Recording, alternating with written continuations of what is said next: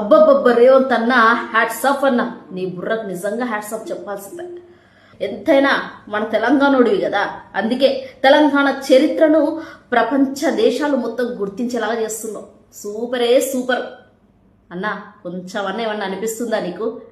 నిన్న మొన్నటి వరకు ఎస్పి బాలసుబ్రహ్మణ్యం విగ్రహం పెడతామంటేనే తెలంగాణ ప్రజలు దానికి ఒప్పుకోలేదు. బానిస బ్రతుకులు బ్రతికి బ్రతికి బ్రతికి 60 ఏళ్ల కళ నెరవేర్చుకున్నది మన గుర్తింపు కోసం. అసలు మన గుర్తింపు నువ్వు లేకుండా చేస్తున్నావు. నువ్వు వచ్చిన తర్వాత జరిగిన సంఘటనలు ఒక్కసారి చూసుకున్నట్లయితే రోషయ్య విగ్రహం, ఇంకోవైపు చూసుకుంటే రాజీవ్ గాంధీ విగ్రహం అప్పుడు కూడా వ్యతిరేకిస్తే తెలంగాణ ఇచ్చిండ్రు అని ఓ మాట చెప్పి కామ్ చేసినాం. ఇక రోషయ్య ఏకంగా తెలంగాణ విషయంలో వ్యతిరేకంగా మాట్లాడిండు, అప్పటికి కూడా కామ్గానే ఉన్నాం. మొన్ననేమో ఎన్టీఆర్ విగ్రహం పెడతాం, ఏం చేస్తారో చేసుకోండి అంటివి.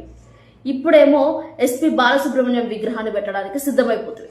ఇంకోవైపు చూసుకున్నట్లయితే ఇక ఏకంగా ట్రంప్నే దించేసినాం, రతన్ టాటా పేరును కూడా దించినాం. రతన్ టాటానైతే ఎప్పటికీ మేము వద్దని చెప్పం, ఎందుకంటే ఆయన సేవ ప్రతి ఒక్కరికి తెలిసిందే. ఇక ట్రంప్ ఏం చేసిండయా? నీకేమన్నా పర్సనల్గా చేసిండా?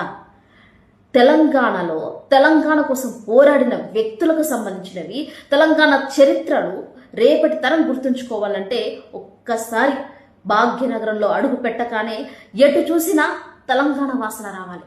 అలా నువ్వు రూపుదిద్దిస్తే నిన్ను మరోసారి ఎన్నుకుంటారు. అంతేగాని ఇప్పటికే వేరు పడినా కూడా ఆంధ్ర వాసనతోనే చచ్చిపోతున్నాం. ఏ హోటల్కు పోయినా, ఏ జాబ్ చేయాలన్నా, ఎక్కడ రెంట్ తీసుకోవాలన్నా ఆంధ్ర వాసనే కనిపిస్తుంది. తెలంగాణ కోసం పోరాడిన వ్యక్తులను పెడితే తెలంగాణ ప్రజలు సంతోషిస్తారు.